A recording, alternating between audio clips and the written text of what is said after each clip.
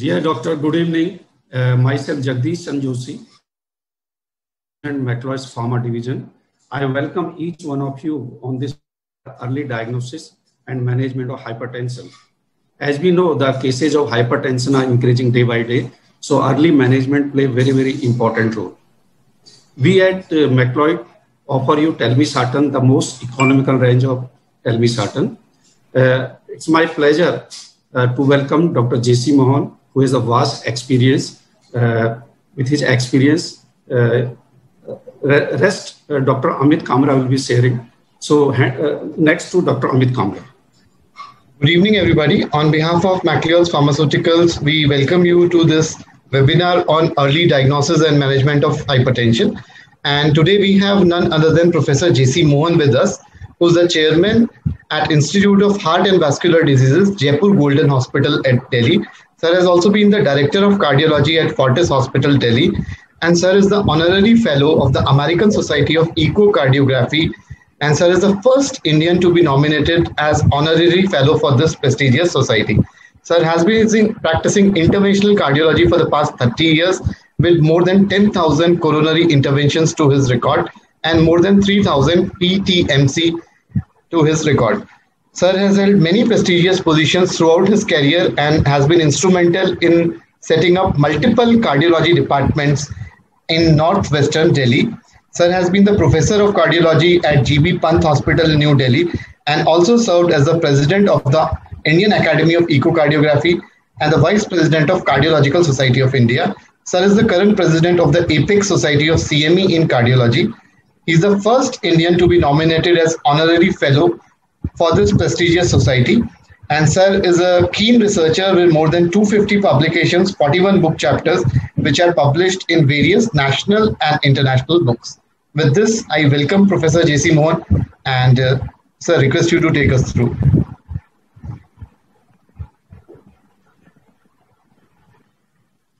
Thank you, Dr. Kamra. And good evening, ladies and gentlemen. Welcome to this webinar on early diagnosis and management of hypertension. And the first thing which would come to your mind is, why talk about hypertension this Sunday evening? We already know a lot about it. There isn't anything new happening on the scene of hypertension. But it so happens that hypertension, which affects 1/4 of the mankind, is evolving every single day. And all of us should remember this great saying that the greatest obstacle to enlightenment is not ignorance, it is the illusion of knowledge. As long as we want to learn, more and more things would come out of the head of hypertension for us. So let's begin. Blood pressure is a biomarker of cardiovascular health. Like you measure temperature, heart rate, respiratory rate, and several other biomarkers like ejection fraction, could be blood glucose. Blood pressure is also a biomarker of cardiovascular health, and it has a definite range and it has a definite threshold of abnormality.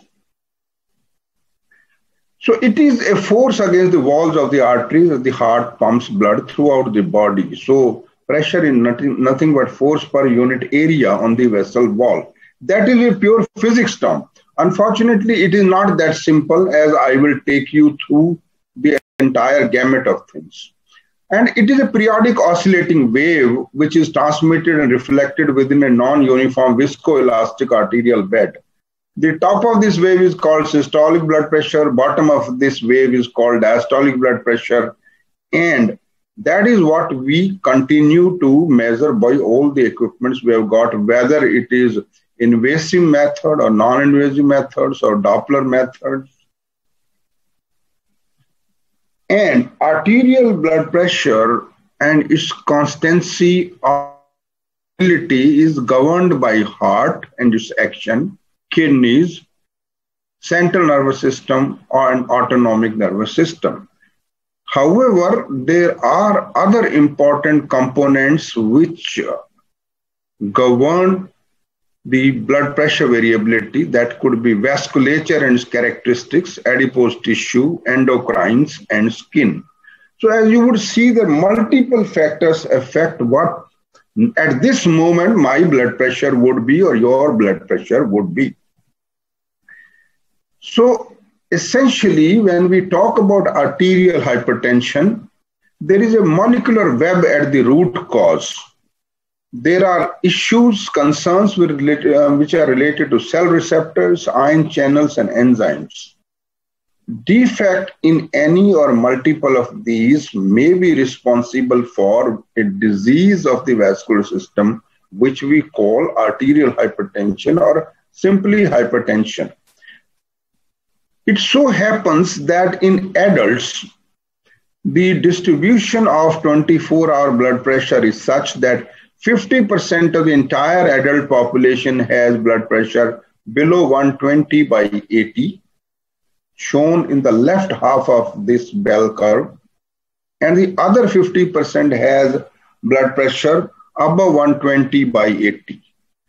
The right half of this bell's curve needs to be divided into what we call as hypertension and elevated blood pressure, and or you can call it pre-hypertension. And that number actually has been shifting like sand, depending upon the threshold we have chosen to define hypertension. But as I said, high blood pressure is highly variable and dynamic quantity. It has a mean value.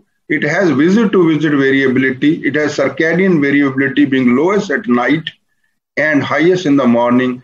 And some episodes it rises. For example, as I'm speaking to you, my blood pressure would be rising. But if I fight with somebody, it will rise further. And if I'm sleeping or meditating, the blood pressure would go down. We and my colleagues actually conducted this study in India called India Heart Study on 19,000 individuals. And we showed that hypertension quality metrics based on a single clinical measurement potentially misclassify a large proportion of patients. What all we are trying to say is that a good number of people are diagnosed as hypertension while they are not, the so-called white hypertension, white coat hypertension, which is 1/4 of the population. There are about 18% people who actually have mask hypertension, where the blood pressure has been found to be raised only out of the office readings. That means home blood pressure reading, in our case, a home blood pressure reading, and only 28% people were hypertensive. So as you would note, and only 30% people were normotensive. So you would see the excessive amplitude and phase of vascular biology manifesting as hypertension of various phenotypes. But there has been a classification. Finally, you have to define a threshold, because that is what clinicians are interested. Clinicians are interested, what should be my heart rate? Above 70 or above 100 is sinus tachycardia. What should be the hypertension? What should be the temperature, which you'll call fever? So we are always interested in thresholds. And the recent guidelines, the American guidelines have given a normal threshold of less than 120 by 80, while the Europeans call this optimal blood pressure. But Europeans do call between 120 to 129 normal and 80 to 89 normal, 80 to 84 normal. And then, of course, there are grades, stage 1 of hypertension, stage 2 of hypertension, and Europeans also have what we call stage 3 of hypertension, when the blood pressure is above 180 by 110. These stages actually are different. The Americans have 10 millimeter or 10 to 20 millimeter lower, and the Europeans have same standard as were placed long back by NICE guidelines. But as I was saying, here is actually what is the changing definition by oscillometric method. The International Society of Hypertension 2020, European Society of Cardiology, and Indian Guidelines on Hypertension 2019 all believe that we should define hypertension when the blood pressure is 140 by 90 or more. While the Americans have lowered the bar and say that the blood pressure should be pressure 130/80 or more. Canada has chosen a value in between, that is 135/85 and above. The Canadians are defined as hypertension. Any which way you look at it, there is a significant public health problem of hypertension in the world and also in our own country. But if you lower the bar, we add good 12 to 18% more patients to our population, and places a huge burden on all of us to manage these individuals. And that is why the World Health Organization has defined hypertension as a humanitarian tragedy on a planetary scale. In fact, Franz Searle, the grand old man of hypertension, made these comments 13 years back that hypertension is uncontrolled and is conquering the world. And lifetime risk of developing hypertension in human race is over 90%. We need to keep in mind, if we live long enough, all of us will become hypertensive if we are not already. And 13% the entire global mortality is because of hypertension, shown in green pie. Population attributable risk due to hypertension for stroke and myocardial has been studied in inter-heart and inter-stroke studies by Dr. Salim Yusuf from McMaster University, Canada. 18% of all MI are directly linked to hypertension, and 35% of all strokes are directly linked to hypertension. But when it comes to mortality, more than half of the mortality of strokes is because of hypertension, and a quarter of mortality because of ischemic heart disease is directly attributable to hypertension. So that is how important it is to manage hypertension, both for patients who have suffered from stroke and patients who have suffered from ischemic heart disease. So whichever way you define hypertension, the fact remains that it is a genetically predetermined, age-dependent, environmentally influenced, nearly universal vascular disease. And very few of us will escape this disease in lifetime. So the point is, we need to know more and more about hypertension. We need to treat it effectively, diagnose it early, so that we can keep the vasculature as healthy as possible, as long as possible. So for a long time, and of course, when I was a medical student, certainly, hypertension had a simplistic definition. It was a game of numbers. That time when I was a student, the number was 160/90. For a period of time, it became 140/19, currently it is 130/80. So it all was a game of numbers, and this was a hyper simplistic view of a vascular disease. Realistically, hypertension is a complex syndrome of cardiovascular risk factors modified by environment. However, there is another way of looking at the thing. You might think, when you talk about this number of systolic and diastolic blood pressure, peak and the trough of the oscillating wave, you will call it a physical parameter. It so happens that it is not only a physical parameter, it actually denotes vascular disease. When those numbers are raised, your vasculature, extensive, placed everywhere in every organ, is diseased. And that is how we need to understand. Don't think that by giving a drug, blood pressure becoming normal, vasculature has become normal. The disease persists. Why? Because hypertension is always accompanied by inflammation, hypertrophy, apoptosis, cellular senescence, and fibrosis in the tissues, cells, and vasculature which it involves. Remember, if I have a blood pressure of 145/85 today, I would have these 5 processes going on in my vasculature. This is how you have to look at hypertension. So it is a bandwagon that is headed for a cliff and with catastrophic consequences. Unless we understand that logic, we wouldn't treat or detect hypertension early. The concept of hypertension as a vascular disease rather than a physical parameter has helped us to expand, enhance, substantiate, and improve our understanding of fundamental biology of human body. Initially, it all starts with risky behavior, genes, and environment.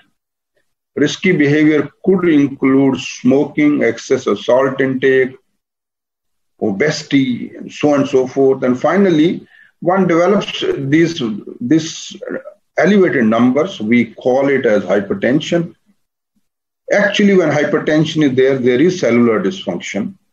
And after some time, you will see tissue dysfunction, which you are able to recognize by doing tests. And the tissue dysfunction results in organ failure. It could be kidneys, it could be heart, it could be brain, and then organism failure, finally end of life. But the point remains that the moment you diagnose hypertension, you have already diagnosed subclinical vascular disease. So put it the other way, let me simplify it. Risk factors, whether you talk of diabetes, hypertension, dyslipidemias, are governed by genes and risky behavior environment. And these, of course, are associated with endothelial dysfunction, oxidative stress, and inflammation. And there is early target organ involvement in hypertension, which, of course, if we do tests, we will be able to diagnose. The test could be urine examination, albuminuria, ECG, left ventricle hypertrophy, coronary calcium, carotid intimal medial thickness, low eGFR. And finally, of course, we don't take action. We don't look at this thing. We have manifest organ damage in the form of strokes, myocardial infarction, and renal failure.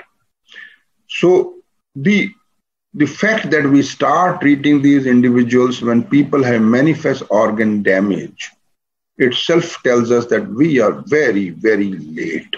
We probably have to act at step one even before the risk factor gets established.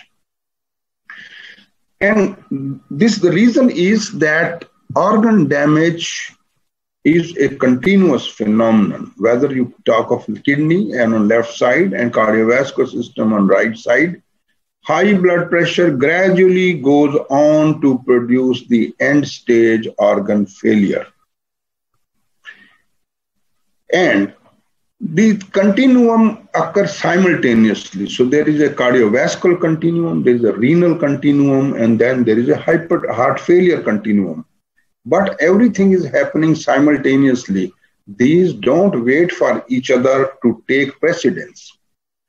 And so the blood pressure beyond a threshold, which we have already defined based upon a lot of epidemiologic studies, is the first and easily measurable sign that many organs in the body are under attack. Put it the other way, when you diagnose hypertension by the criteria you have chosen, it is a pan-organ vasculopathy. So whether the kidney is involved, heart is involved, or brain is involved, these are getting involved simultaneously by common risk pathways and common pathogenesis. Let me just try to make it a little more enlightening. We talk about, let's say somebody is 68 years old, like I am, and has an additional risk factor, maybe dyslipidemia, and of course the blood pressure is above 120 by 80. Here, every 1 millimeter more systolic blood pressure is associated with 2% increase all-cause mortality and 3% increase in cardiovascular mortality. Look at that, only 1 millimeter more blood pressure. So how important would be to lower blood pressure? Don't think of lowering 20, 30 millimeter elevated blood pressure. Even slightly elevated blood pressures are dangerous. If the individual has diabetes and hypertension, then even 1 millimeter more blood pressure above 130 by 80 is associated with all-cause mortality, which is 2.5% higher per millimeter of mercury, and cardiovascular mortality is higher, 3.5% per millimeter of mercury. You can see how hypertension by organ failure shortens life.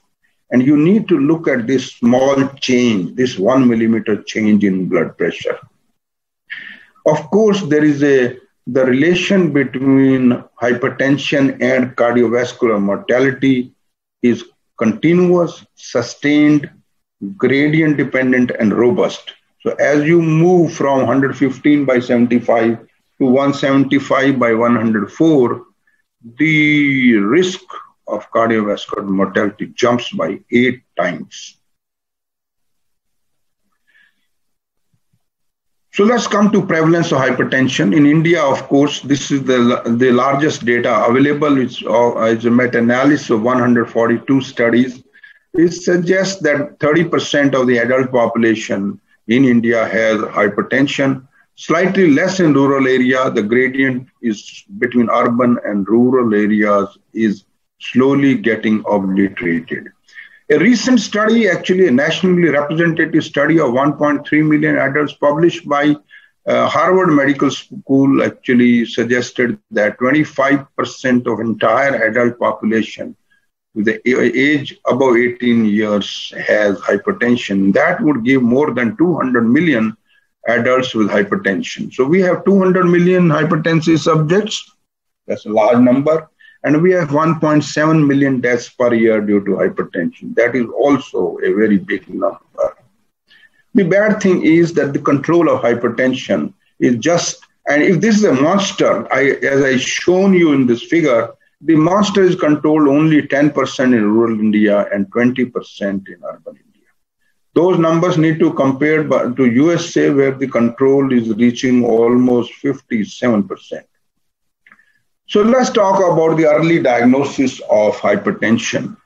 Nearly a century after demise of Riva Rocky, who actually devised the palpatory method to measure blood pressure by sphygmomanometer, the science and art of blood pressure measurement is still evolving.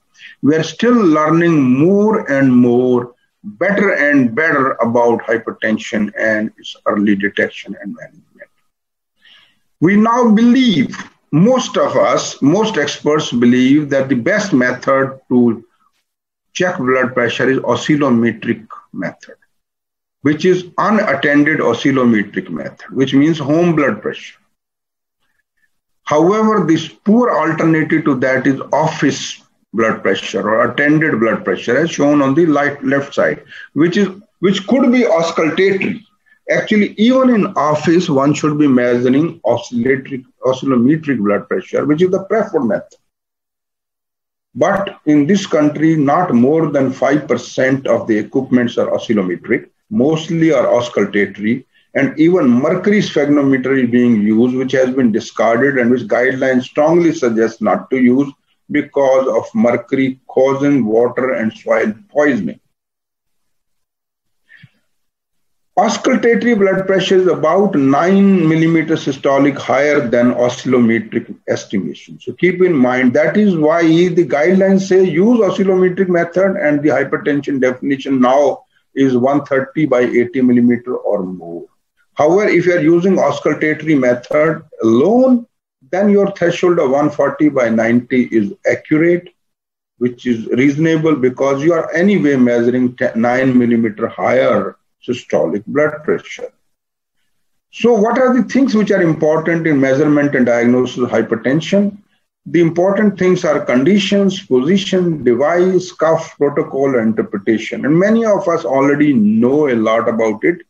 The setting has to be, of course, a time of the day, individual without coffee, alcohol, tea, resting for 5 minutes at least, body position straight, sitting with back support, legs uncrossed, not talking, having emptied the bladder. Those are the conditions and position. Device I talk to you is an oscillometric method. Cuff size has to be according to the arm size, which of itself is a big subject. We wouldn't go in detail. But the protocol and interpreter believes that you should actually, when you diagnose somebody hypertension, don't diagnose on first reading, take several readings, weeks apart. And of course, whenever you check blood pressure, you should be averaging the second and third measurement, discarding the first measurement. So this is how the blood pressure measurement is done. And I think most of us are not doing exactly like this, but this is the way it should be done. And you should never diagnose hypertension on a single visit unless blood pressure is above 180 by 110 millimeter of mercury. And if that possible and available, the diagnosis of hypertension should be confirmed by out-of-office measurement. In fact, it is strongly recommended that the hypertension to be labeled must be confirmed out-of-office measurement. The essential part rather than optimal part is that the blood pressure, actually, the office blood pressure levels, if they are below 130 by 85, you can reassure the patient and you can measure it in periodic intervals. If it is between 130 to 159 systolic, 85 to 99, then you confirm it by out-of-office measurement. And if it's above 160 by 100, confirm within a few days, because that level suggests patient may be hypertensive. But keep in mind one thing, that we have seen that the doctors can be a hypertension agent and hospital can be a hypertension environment, and blood pressure as high as 70 millimeter of mercury has occurred. Elevation has occurred simply because a doctor measured the blood pressure or patient came to the hospital or clinic for blood pressure to be measured. 70 millimeter of mercury, up to 70 millimeter. Keep that thing in mind. Optimally, of course, the office blood pressure should be measured in 2 arms. And if there is a difference more than 10 millimeter, use the arm with the higher blood pressure all the time. If it is more than 20 millimeter, consider a vascular disease, further investigation required. Standing blood pressure should be measured at least first time in all cases in people who have symptoms of postural hypertension. And of course, elderly and diabetics are special candidates for measuring standard blood pressure, the standing blood pressure. Unattended blood pressure is more standardized, and as I said, out-of-office BP again needed in most of the individuals with validated oscillometry method. The emphasis is on validated, and every government, every organization has validated certain equipment. You can check actually online and find out if an equipment is validated or not. So even for optimal detection of blood pressure and hence diagnosis of hypertension, same thing apply: conditions, position, device, cuff, protocol, and interpretation. Major sources of error are errors due to manometer, errors due to cuff, errors due to observer, errors due to patient. And a talking patient not sitting comfortably, arm not supported, or an observer who's doing auscultatory method and too rapid deflations are some of the major issues which we encounter in day-to-day practice. Having checked the physical parameter of blood pressure, and in case you diagnose this patient to have hypertension, a medical history needed, physical examination needed, look for bruit, look for heart rate, look for the additional sounds, all peripheral pulses, lab investigation required, just to see whether there is involvement of any organ which could be kidney related, heart related, and also, of course, associated comorbidities. And 12-lead electrocardiogram is the bare minimum thing which should be done to detect left ventricular hypertrophy, silent myocardial atrial fibrillation. Optimally, you should consider other tests. The other tests are extended biochemistry, actually HbA1c, LFT, the cardiac, the troponin and BNP, kidney, as I said, EGFR, and vascular imaging. You might do an ankle brachial index, and fundoscopy is absolutely necessary. Those are optimal tests, and most of us believe that these should be done, but we know that in resource-constrained countries like ours, these may not be done regularly except under special circumstances when things warrant so. The hypertension-mediated organ damage you need to find out. So essentially, you should do serum creatinine and dipstick urine test, 12-lead ECG and EGFR. Those are essential. Optimally, you should do fundoscopy. You should look at brain, heart, kidneys, and arteries. Multiple methods, but you have to divide. You have to do the simplest possible methods or tests which give the value for money. Why do we need that hypertension-mediated organ damage? It will help us to decide how should be the intensity of treatment, and also serial assessment of HMOD will decide efficacy of treatment. So let us come to now that we have diagnosed hypertension, management of arterial hypertension. Arterial hypertension is a unique example of medical empiricism. Beyond hitting the root cause of the problem, the cause is unknown. but therapy is effective. And we try to find out cause only in obvious individuals or where the blood pressure is not getting controlled. Most of the time, we believe the hypertension is essential or primary, and we just get on with the therapy. Why do we do it? Why therapy is effective? Why do we get on? Because the data suggests that a 10 millimeter fall in systolic blood pressure and roughly 5 millimeter fall in diastolic blood pressure, if the blood pressure is defined 140/90 and above, results in 30% risk reduction of MI, stroke, death, and hospitalization for heart failure. That is a very impressive data. Just a 10 millimeter fall giving 30% relative risk reduction. Target in most patients, with rare exceptions, should be get the blood pressure below 130/80.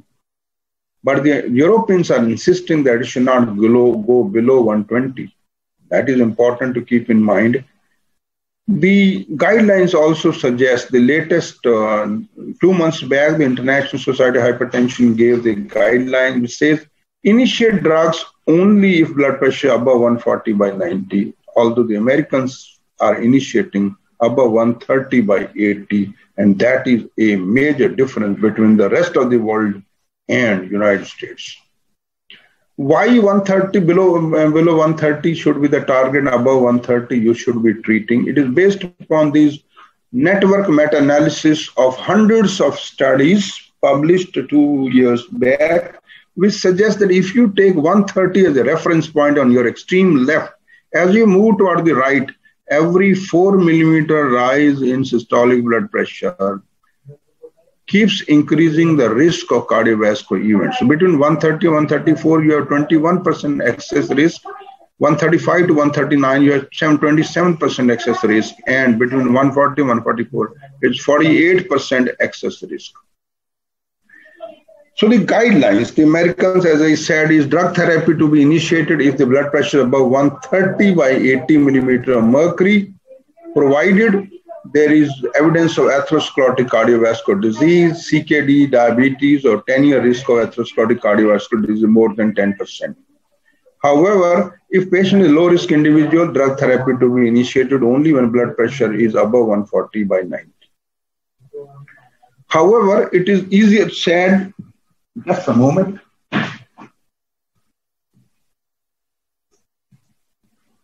Before we come to the drug therapy, we need to keep in mind one thing, that every single individual has to practice better lifestyle modification, better lifestyle, and that would happen because of exercise, weight, optimal weight, sodium intake to be lower, potassium intake to be adequate, lower fat, fruits, and alcohol.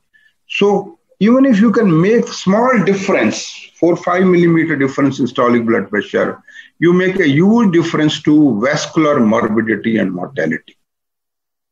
Remember, for a community, if for the whole country, we are talking 200 million hypertensive individuals in this country, and if you can lower the systolic blood pressure by 5 millimeter of mercury by these measures, you can make a huge impact to the public health expenditure. The sodium is the single most important thing we need to emphasize, that which means salt. The salt intake has to be less than 5 grams per day. That contains sodium 2000 milligrams, because 39% sodium chloride is sodium. And this, of course, can be done multiple ways. The Indian diet is rich in salt with pickles, papads, pakoras, and all other things. And of course, processed food. And we need to make a concerted effort. And this definitely helps in lowering blood pressure by 4 or 5 millimeter mercury. Although the DASH diet, which has been suggested, and you must be very well aware of that, can lower systolic blood pressure by 12 millimeter and diastolic blood pressure by 7 millimeter. And we wouldn't go into the dietary thing. But simply restricting sodium can make a 5 millimeter change in systolic blood pressure. Let's talk about antihypertensive drugs. So the easiest way of remembering antihypertensive drugs, A are anti-RAS agent, B are beta blocking agents, C are calcium channel blocking agents. D are diuretics, including mineralocorticoid receptor antagonists. E are ELS drugs, which means alpha blockers, adrenergic neuron blockers, direct vasodilators, so on and so forth. This is the easiest way to classify antihypertensive agents. That you are preventing target organ damage has been known to us only for the last 60 years, in fact. The foundational evidence for concept of preventive medicine hypertension actually started with this gentleman called Edward Free, who did the pioneering VA administration hypertension studies in 1963 onwards.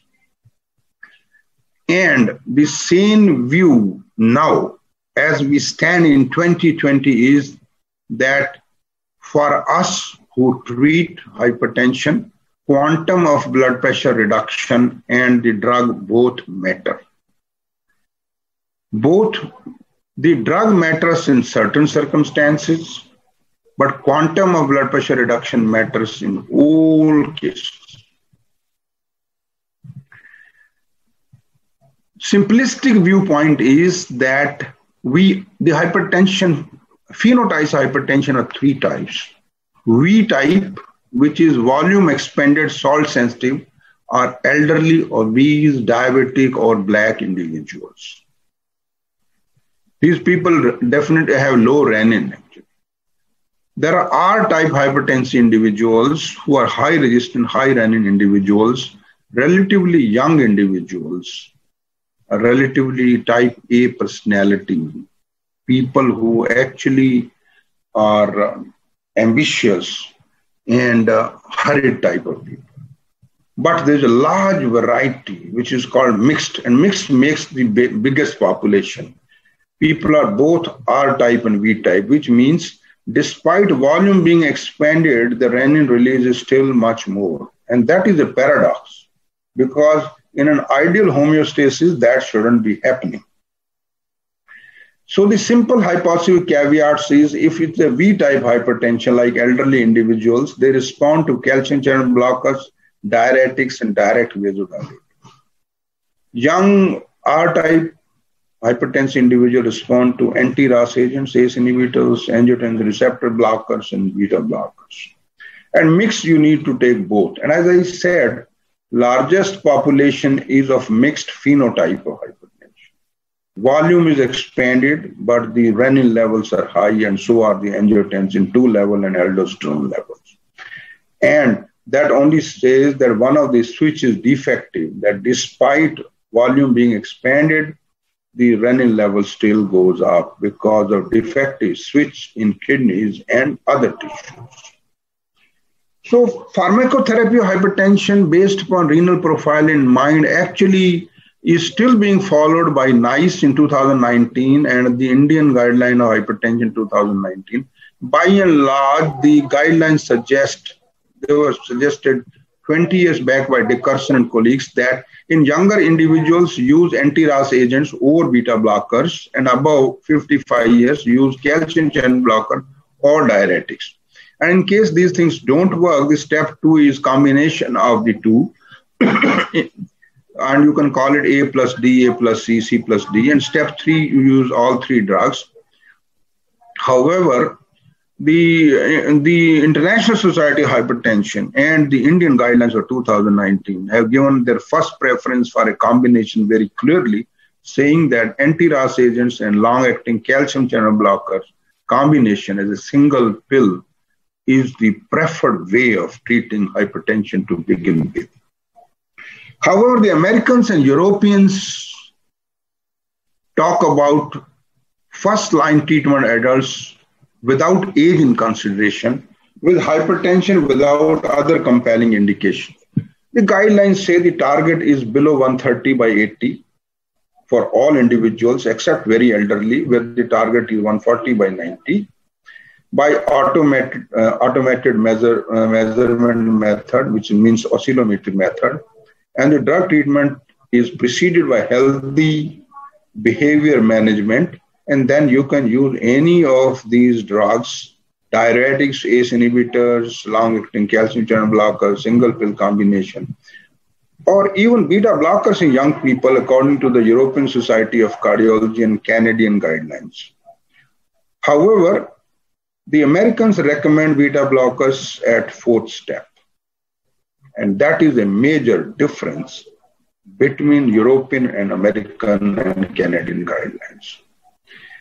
Most guidelines are veering around the point that we should initiate therapy now, not with a single drug, but with a fixed drug combination, or what you call single pill combination.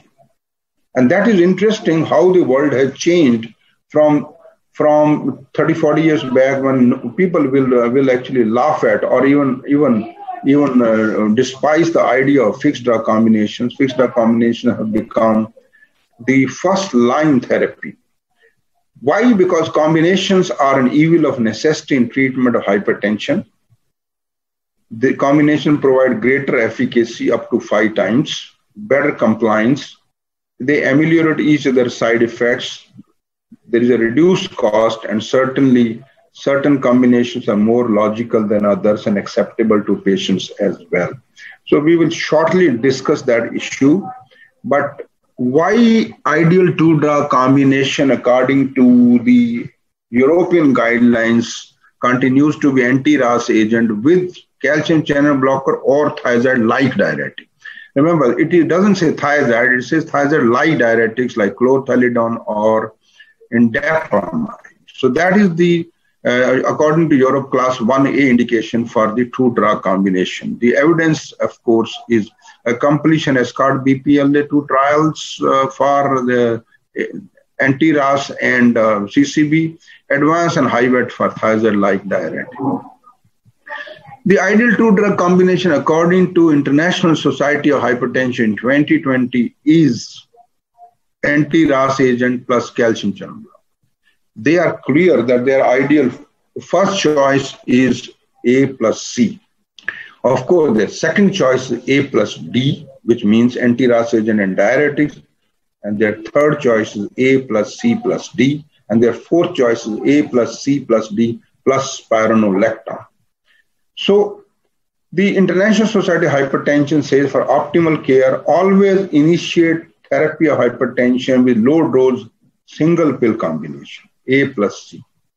Second step is high dose single pill combination, A plus C, which means if you started with 40 milligram telmisartan plus 2.5 milligram amlodipine or 5 milligram amlodipine, your next step is for 80 milligram telmisartan plus 10 milligram amlodipine.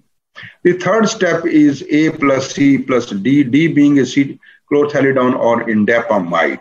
And fourth step is ACD plus spironolactone. Those 4 steps are clear in 2020 guidelines. And the other things we can include could be on a 5th step, the beta blockers, adrenergic neuron blocking drugs, direct vasodilators. Now, it is interesting that the International Society of Hypertension has given the beta blockers only special circumstances indication. For example, young females were likely to get pregnant or already are pregnant, people post-MI, heart failure with reduced ejection fraction, atrial fibrillation, patients with thyrotoxicosis, patients with hypertrophic obstructive cardiomyopathy, patients with Marfan syndrome and hypertension. So these are some of the conditions where beta blockers have been suggested by International Society of Hypertension. Why combination drug to begin with? Because if you double the dose of a drug, you get only 20 to 40% greater benefit. If telmisartan 40 milligram causes 10 millimeter fall in blood pressure, making it 80 millimeter will only change systolic blood pressure by 2 to 4 millimeter. However, if you do a 2-drug combination, you can get 100 to 500% greater reduction in blood pressure. And there lies the appeal and hence the recommendations by International Society of Hypertension strongly to start with 2-drug combination, single pill combination to begin with as you treat hypertension. We also have to keep in mind that there is a reciprocal potentiation of anti-RAS and V-type. The V-type drugs actually finally cause some synthetic stimulation, some renin-angiotensin stimulation. And to counteract that and to maintain the efficacy of V-type of drugs, you need to give anti-RAS agent. that the strongest argument to combine this type of A plus C or A plus D. We will talk a little bit about telmisartan, which is the ideal representative of ARBs or anti-RAS agents, and why it is so. We would talk in a moment, but it has the widest therapeutic window and acts on kidneys.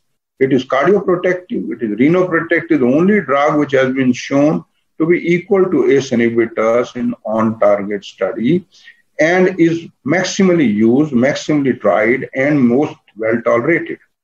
So, world over, despite there being more powerful drugs like olmesartan, azilsartan, telmisartan, most well prescribed drug. First and foremost thing is that it is less in cost. It is more studied with proven safety. It is long-acting, more than 24 hours control. It has pleiotropic metabolic benefits, and it augments efficacy of statins. Unlike azilsartan, olmesartan, which are powerful drugs but have been known to cause postural hypotension and have shown to increase cardiovascular mortality to some extent because of rapid fall in the perfusion pressure. There is data actually, and this is a very good randomized study to show that use of telmisartan without use of a lipid-lowering drug eventually results in reduction in total cholesterol, triglycerides, and fasting blood glucose, clearly indicating the pleiotropic metabolic benefits of telmisartan are very favorable for management of hypertension because they have comorbidities. Efficacy-wise, when you look at the antihypertensive efficacy in ambulatory blood pressure monitoring, right at the bottom, which means the maximally effective are ARBs and second effective are calcium channel blockers. So it is a good idea to combine ARB plus calcium channel blockers. And of course, there are compelling indications to use diuretics and beta blockers. But if you talk purely on efficacy, ARB plus calcium channel blocker is the best combination. Because hypertension is a lifelong problem, you need to give drugs for a long time. You need to have discontinuation rates lower than placebo. And lower than placebo means if one reference point is 1, then ARBs are the only group of drugs which have discontinuation rate lower than placebo. Diuretics have maximum, beta blockers have second, alpha blockers then, and even calcium channel blockers somewhat more, but the ARBs are the lowest. So of these evils, you can't combine ARB plus ACE inhibitor, so you combine ARB plus calcium channel blocker for a simple reason. You would be able to give this drug for a long time without any problem, without any discontinuation rates. Drug-related renoprotection, we have enormous amount of data, and 1/4 of Indian population does have some form of renal disease and hypertension. And ARBs are the most effective by increasing the renal plasma flow and reducing albuminuria. Very close are ACE inhibitors, probably equally effective. And then, of course, calcium channel blocker, beta blocker, diuretics are not effective for renoprotection. Drug-related new onset diabetes, the most protective are ARBs, and of course, the worst are diuretics and beta blockers. So again, if you have to combine two drugs of different classes, ARB and calcium channel blockers are a great drug to prevent new onset diabetes, which in itself is exchanging one disease with another lifestyle disease. Drug-related reduction in stroke, all drugs are effective. Diuretics and calcium channel blockers are more effective. So somebody who suffered from stroke, ARB could be combined either with a calcium channel blocker or with a diuretic. Diuretics and calcium channel blocker have almost similar kind of efficacy. What about new heart failure? Onset of new heart failure, diuretics remain the best drug to prevent it actually, and then are the ACE inhibitors. Here is a situation which we need to keep in mind that if we have an individual who is likely to develop hypertension, either because of left ventricular hypertrophy and hence HFpEF, or because of reduced ejection fraction, the choice will be in ARB plus diuretics, and diuretics will be thiazide like diuretic, chlorthalidone or indapamide. Drug-related reduction in coronary heart disease events, the data suggests that all drugs have more or less equal efficacy. There is nothing to choose. So you can't say that beta blockers are more effective than diuretics. The data of 1 million subjects, 147 trials, proves that all drugs have similar kind of efficacy. However, there is a growing trend towards giving antihypertensive drugs in the evening, and this growing trend has gained strength out of this big trial published by Raymond Hermida last November in European Heart Journal. And it says that if drugs are taken at bedtime, one or more antihypertensive drug, then the cardiovascular events are 42% less for a similar blood pressure control in case antihypertensive drugs are taken upon awakening, which is an extremely powerful data and needs to be reproduced. But if case it is reproduced by other workers also, this would be the way to go forward. So at the moment, chronotherapy is an attractive option, and if as far as possible, one or more antihypertensive drugs should be given at bedtime. Of course, the final word on this is yet to get out. So ladies and gentlemen, to summarize, control of hypertension is dismal all over the world, more so in India, more so in developing world, low and middle income countries. However, there is hope. The hope is in generic inexpensive drugs like telmisartan, like combination of telmisartan with diuretics or with calcium channel blockers, and liberal use of rational single pill combination early on as suggested by International Society of Hypertension in 2020. You should be initiating the therapy with rational single pill combination, and the most rational combination A plus C followed by A plus D. And keep compelling indications in mind, and hence there is a large number of patients who would need beta blockers. And keep compliance in mind for better organ protection, for compliance purpose, ARBs and calcium channel blocker, probably combination with that. And also keep special situations in mind where the drugs may have to be monitored very carefully. For example, somebody with CKD, although anti-RAS agents are protective, you probably, because of frequent monitoring of EGFR and potassium, might shift to drugs which are relatively safe. Could be calcium channel blockers, diuretics, beta blockers, or adrenergic neuron blockers, and imidazolone receptor antagonists like moxinidil. And you can't really be faulted because if there's a tendency for hyperkalemia or worsening renal function, those are more deadly than the control of blood pressure. So there are many reasons why you choose a particular drug, and I hope I have tried to make the things as simple as possible. Of course, in these 40 minutes, I can't take you through the entire gamut of early diagnosis hypertension, and I hope this journey has been fruitful. Thank you very much. And I would be happy to answer if there are any questions.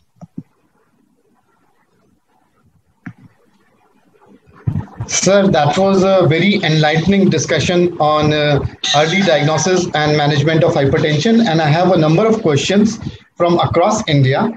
And I'll first of all take a question from West Bengal by Dr. Roopchandra Sheikh. And multiple other doctors have also asked this question that what is the best time to take antihypertensive drugs? Is it with breakfast, with lunch, or after dinner? So as I showed the last slide, HYGEA study by Raymond Hermida of 19,000 patients, clearly the pendulum is swinging towards evening dosing of antihypertensive drugs. That may not be possible with antihypertensive drugs. But of late, we have been moving towards, if there are low dose of CTDs being used, chlorthalidone, I have by and large moved to evening dosing because the MAPEX study and followed by this study, HYGEA, by single center, Raymond Hermida, and some meta-analysis are suggesting that evening dosing by reducing the night dippers and reverse dippers are trying to decrease cardiovascular events much more significantly and prevent the dysmetabolism while providing similar kind of blood pressure reduction. Evening dosing is being preferred. That is why chronotherapy remains an attractive alternative as of now. Right. So, sir, evening dosing is preferable. That is the key message that we take from this. Sir, multiple doctors have asked this question, and we have already covered this in the presentation.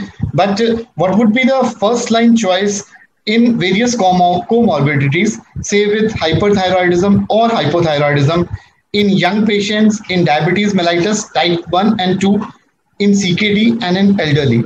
So, sir, once again, because multiple questions are there on this aspect, so the first line choice with comorbidities, sir. Okay, so let us first talk of elderly people straight away. Most guidelines believe that the elderly people, you should use a diuretic, and the diuretic has to be a thiazide-like diuretic, chlorthalidone or indapamide. And now, since the guidelines saying a combination, the second thing to combine with them is ARB for a simple reason that these are well tolerated. You can combine a diuretic with a calcium channel blocker, but the guidelines don't recommend it as a preferred method unless somebody has suffered from stroke. And the reason is there would be some reflex tachycardia and reflex activation of renin-angiotensin system, which may not be comfortable for the patient, elderly. Now talk about diabetic. In diabetes, you can use any combination of antihypertensive drugs, barring beta blockers. However, if diabetics have albuminuria, then the preferred drugs are anti-RAS agents, either ARBs or ACE inhibitors, or you could use mineralocorticoid receptor antagonists if potassium is not a big issue. This data actually is based upon Fidelio's DKD study, which has the top end results of which have been shown, but is yet to be presented. That is elderly, diabetic, young people. In young people, again, the choice is ARBs.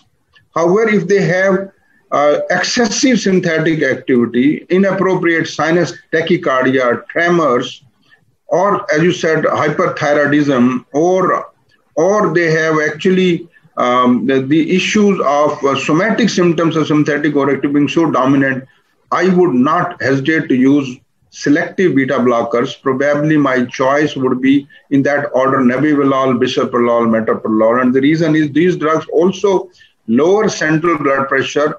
These drugs actually are very, very selective, and we have data to suggest that these don't behave like atenolol in multiple different ways. Coming to other comorbidity like chronic kidney disease, I have already talked about. Post-MI, I already talked. Heart failure, COPD. I think COPD is a great challenge.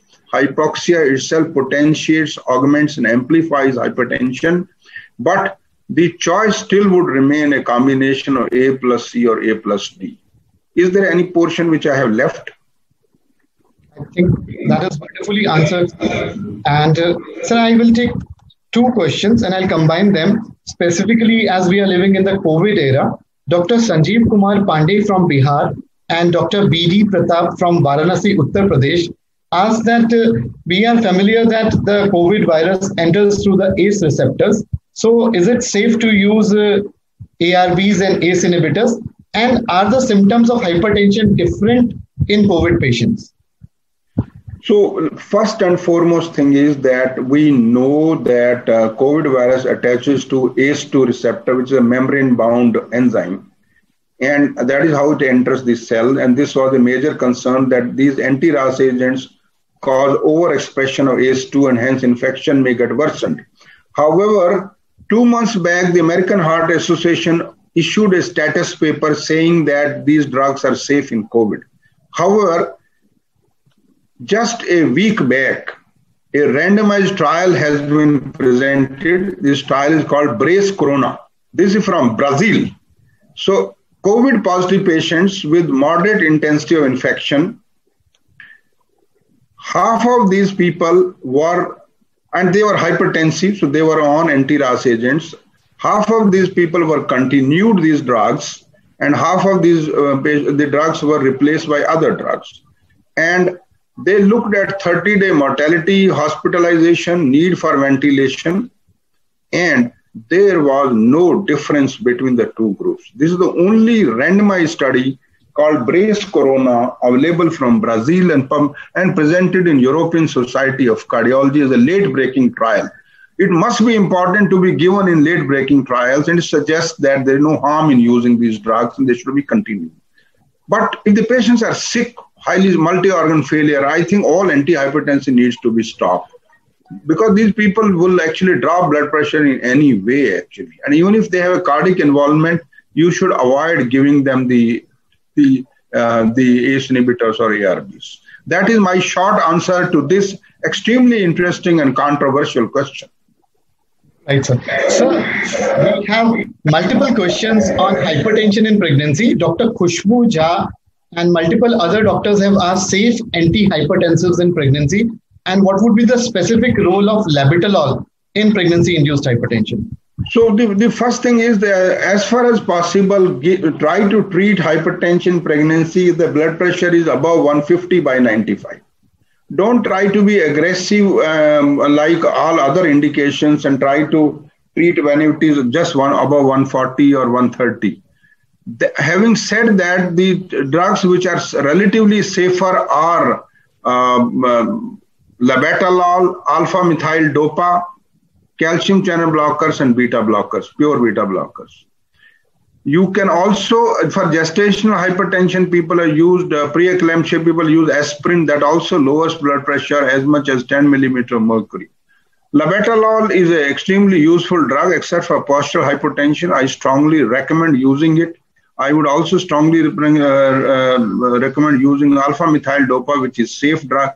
But remember, these are not Schedule A or B drugs. These are Schedule C or D drugs. And this is because they have not been shown to produce any harm, but are they really beneficial in the long run? We don't have that much of data, neither we require, because pregnancy is a short-lasting thing. Yes, so those are my comments on hypertension and pregnancy. Right, sir.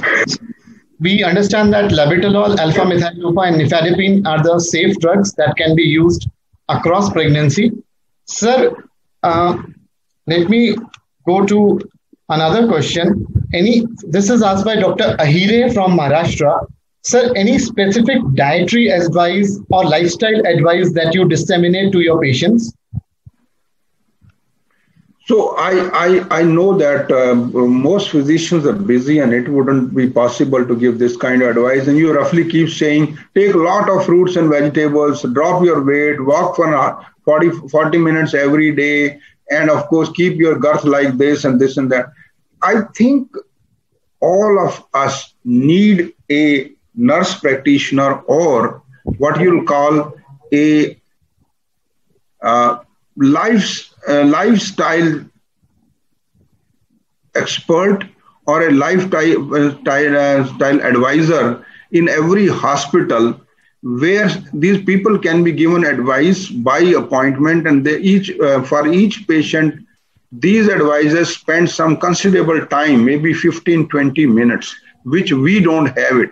You have to have a structured program to tell them about exercise, how to lose weight, what has salt, how to prevent salt, how to not to take excess salt, how to take potassium, whether the drugs which have calcium and vitamin D are harmful or not harmful. What about other drugs like licorice, green tea, non-steroidal anti-inflammatory drugs, steroids, colchicine. So there is a lot of advice which needs to be given, and none of us has time.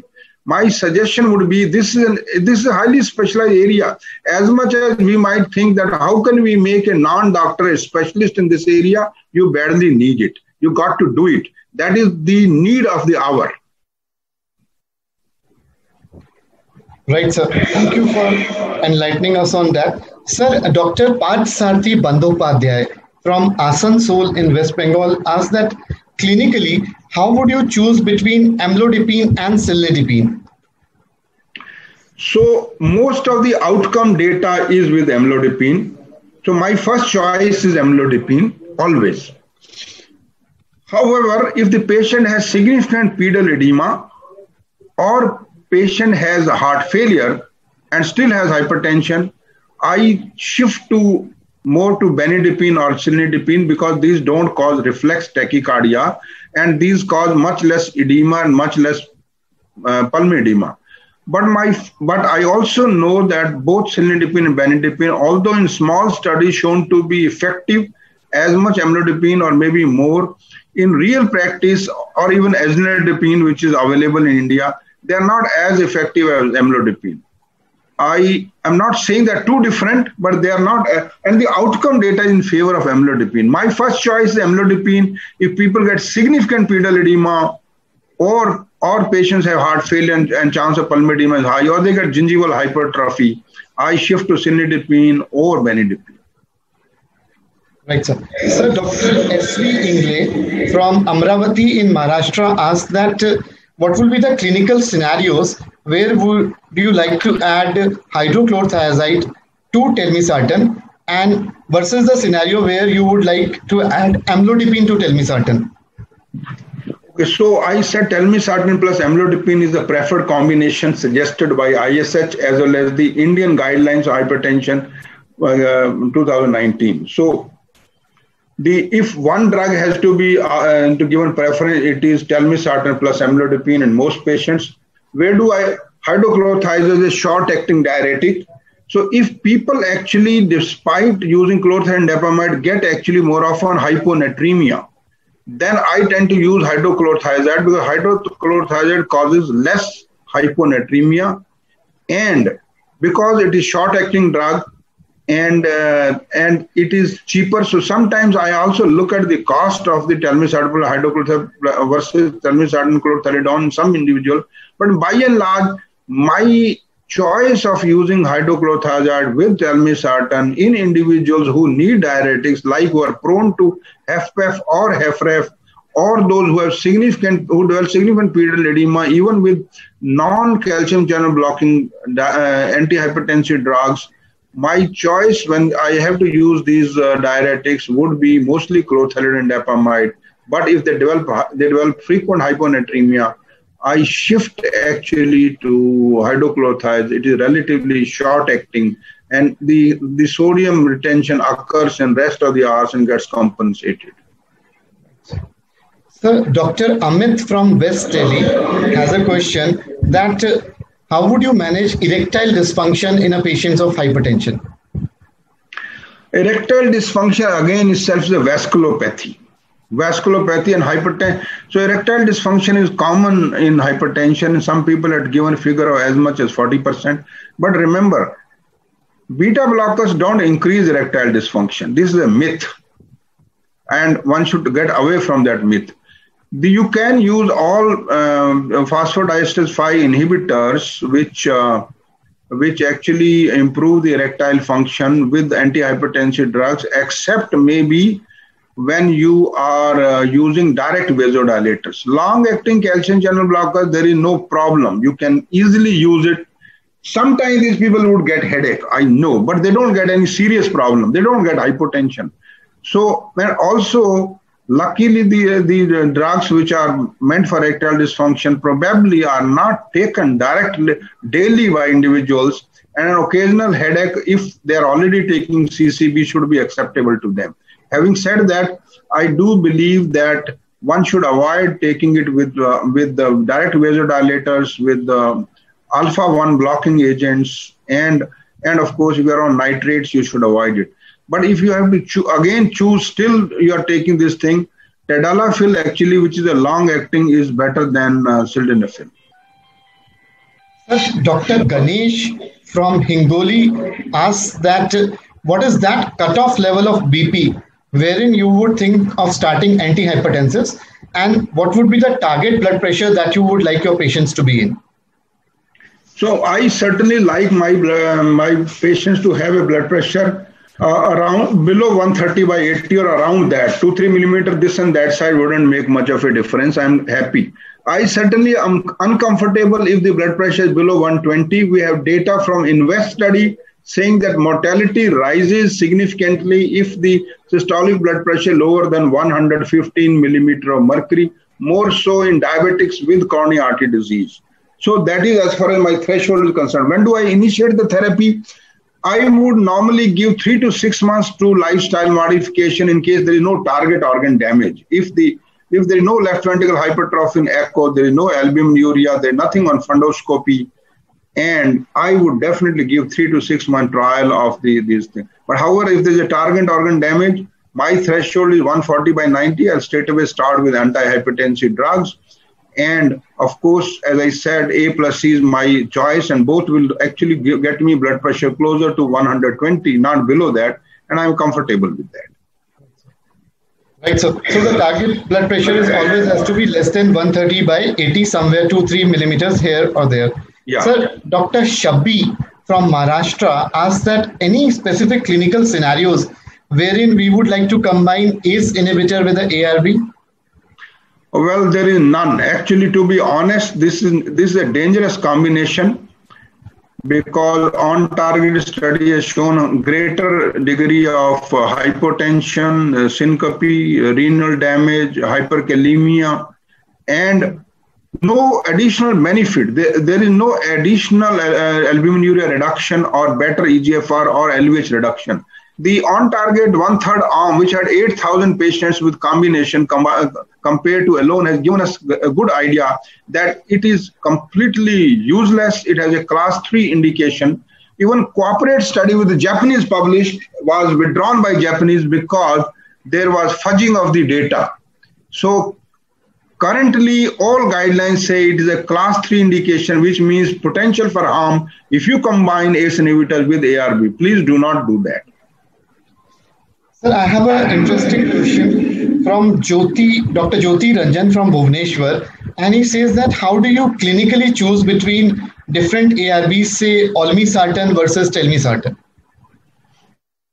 Use actually all these drugs, I would say interchangeably. My safety profile with telmisartan is, you see, you would recall this study called Roadmap.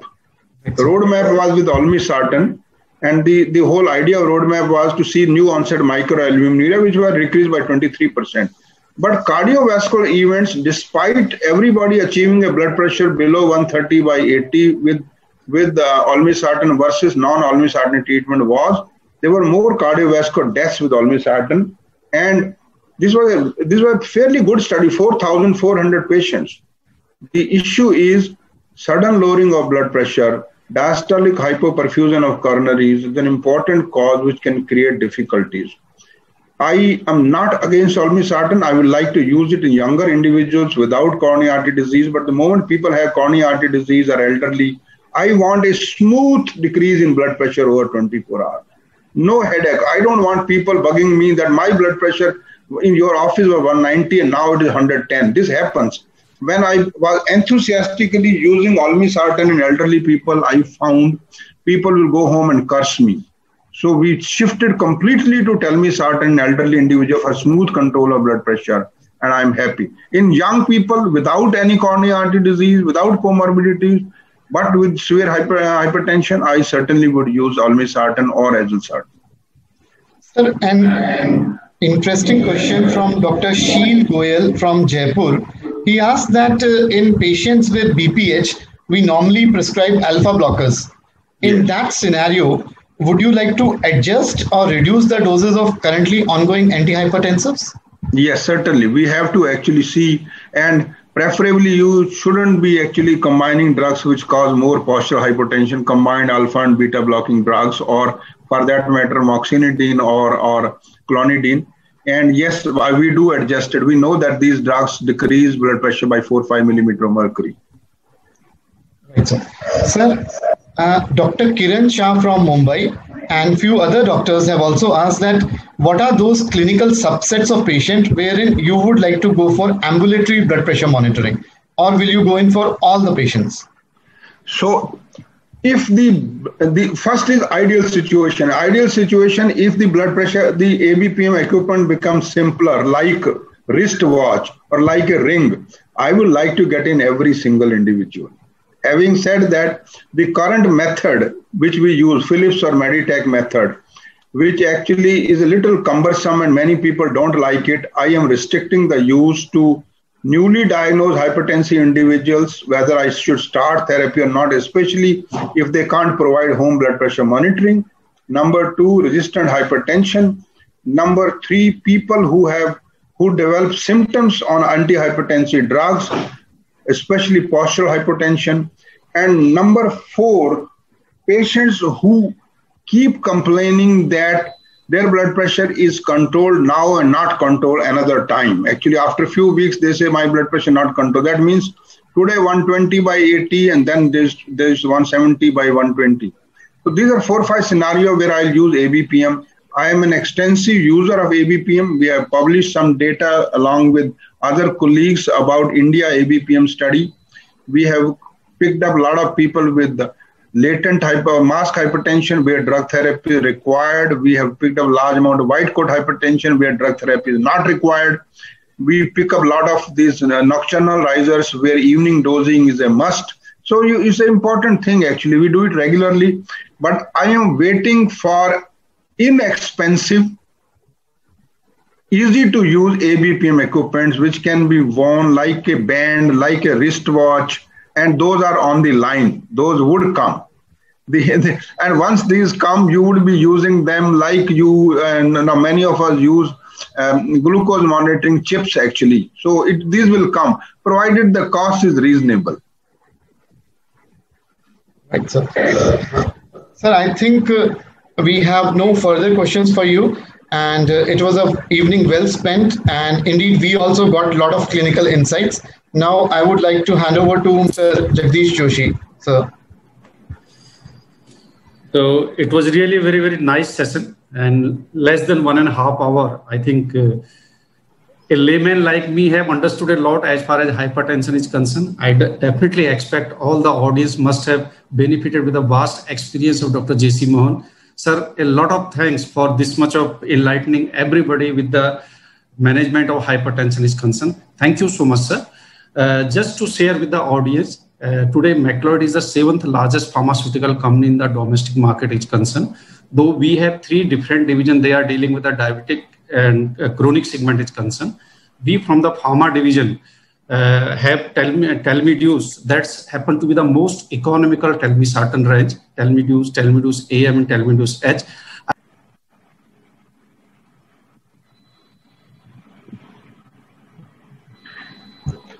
Jagdish sir, you are muted. So it was a really nice session. Almost in less than 1.5 hours, Dr. J.C. Mohan has cleared all the things as far as hypertension management is concerned. Even laymen like me have been benefited with his vast and very easy to tell information. I expect the same the audience are concerned. Just to share with you, Macleod as a company, today we are the 7th largest pharmaceutical company. We from the pharma division has Telmidews, that's a brand of telmisartan that happened to be the most economical one. Kindly keep on supporting this particular brand, and this will help us to bring doctor like J.C. Mohan for the benefit of entire audience is concerned. And once again, thank you so much for Dr. Jagdish Mohan for your very nice presentation and enlightening everyone. Thank you so much. Thank you, Mr. Joshi. It was actually a pleasure to be on this platform and share my thoughts about hypertension. A large amount of what I said was based on my experience of last 48 years of practicing cardiology. Well, I don't look that old. I hope so. I hope so. But that's it. Thank you very much. A lot of clarity and depth. It's a really fantastic, sir. Really. Yeah. Thank you. Can I pitch in for a moment? Yeah, please, Dr. Mamta. Yeah, hi, sir. You rightly said you really do not look like a man with 48 years of practice. I mean, that is something which we all need to ask secrets from you. Thank you so much. It was, as you rightly said, it was a lecture which was driven by clinical insights and a lot of things. The only question that I have it across, and which you answered it across, also that with the study from the Brazil, which came across on the COVID and the discrepancy. But still, there are a lot of in these days with now that we know that the studies from US or the way people have handled COVID in the country, maybe the best of setup may not come out with the right information. So what has your clinical experience been with COVID patients and the drugs? Have you changed or you haven't changed if you just don't do it? The clinical insight in India, especially our climate, our weather, have you done that on that? So the interesting part is as soon as the infections becomes moderate or severe, blood pressure no longer remains a problem. Blood pressure is a problem in asymptomatic COVID positive patients who may have subtle lung signs or just the test is positive, and there I continue to treat the way I had been treating. The moment they become moderately severe or there the blood pressure doesn't remain a problem, or actually it falls down because of multi-organ involvement. And more so, my difficulty with all these people is the myocardial involvement by sophisticated echo is pretty high. Probably as you must have seen today's paper, 70%. So we can't give them cardioprotective drugs. All we can give them is again maybe favipiravir and low molecular weight heparins, and the third thing is steroids for reducing inflammation. We haven't got data that any of these cardioprotective. Yeah, we have data that's you might have seen in Medscape, and it was presented in ESC also. People who are on high intensity statin therapy are relatively protected from bad effects of COVID. And I will continue that. And in case people are not already on, I would definitely give statin. In any case, statins are relatively safe drugs in this situation. There is some evidence, and I am actually now using colchicine 0.5 milligram a day simply because of anti-inflammatory efficacy in those people who are tolerating it. We have a large amount of data presented in this ESC showing that colchicine has great cardioprotective value in post-ACS patient, post-MI patient, and chronic coronary artery disease. The Lodoco 2 study and COPS 2 studies were presented in this ESC. And November 19, of course, COLCOT, the big study, was presented. And they have shown that the colchicine doesn't affect the blood pressure and doesn't have any other side effects. So I of course, using these drugs. I mean, these are some random thoughts on management of COVID with these drugs. Yeah, because one of the things that come up is, the increased incidence of stroke which has come up because of hypertension, and which is because of the COVID or non-COVID strokes which are going on because patients are not coming to the doctors, physicians are not checking. So the uncontrolled blood pressure, which is remaining across a lot of times, or the newly diagnosed people because the patients are not going, that has become a big challenge with the increasing number of severe stroke landing up into the hospitals. Absolutely. So you're right, and I have myself actually seen strokes in this area, and surprisingly, people just presenting with stroke, and since they were my old patient or I was treating them for heart failure, suddenly they come out stroke, and I think, okay, this is cardioembolic, simple, or maybe atrial fibrillation. But what we found was these people quite often were COVID positive. And the studies say that the uncontrolled hypertension is one cause. The other important cause is what we have always been calling it a Birmingham paradox. Hypertensive individuals have thrombotic events, and COVID plus hypertension is an extremely prothrombotic condition. Extremely prothrombotic condition, having more chance of stroke and myocardial infarction. And so the low molecular weight heparin initially for a week and followed by Novax for next 1 month or 32 days or 28 days are the way we are going forward. Of course, you have to rule out the hemorrhage. You rightly said the third point, of course, is that surprisingly, COVID people, even with the standard of care treatment in patients with heart failure, developing clots in left atrium and left ventricle. And this is interesting, we observed, because I have a great interest in echocardiography. We do echo everybody, and even in COVID time, we have been doing 30-35 echoes every day. We realized that the clots, despite people being on actually the antithrombotic drugs, clots are forming in left atrium and left ventricle. The interesting things. And I think we need to actually put our collective wisdom and put together the data and come up with some kind of more collective knowledge and information. So one small question. What's the need of the hour now that the people, more awareness is brought in that if you have a hypertension, kindly be more in touch with your doctor because you may land up with a stroke. The need of the hour probably is to have more awareness for hypertension in patients or sending them saying that you don't stop your medication, come down or whatever it is. I completely agree with you. I completely agree with you. Thank you so much, sir. It's a pleasure. I mean, learning, you make our job so easy. You know, we get within an hour of 40 years of experience, 48 years of experience, which you can just take it across. And we tend to get greedy when you get such knowledge. Thank you. Thank you very much, Dr. Jain. Thank you. Thanks, Amit. Thanks, Mr. Joshi. Thanks, Saleha. Thank you so much. Thank you. Thank you. Thank you. Amit, you want to take over? Joshi. Yeah. So thank you so much once again to all of you. Thank you. Amit? Yeah. Sir, it was a truly well spent evening, and thanks Joshi sir for giving this opportunity for holding this webinar, and I'm sure that this has helped the community practitioners across India. And from our side, from McLeod's, we can only promise that we will continue to hold such meetings with such renowned specialists like Jagdish sir. So thank you so much and have a nice evening ahead. Thank you. Thank you. Thank you. Thank you. Thank you. Bye.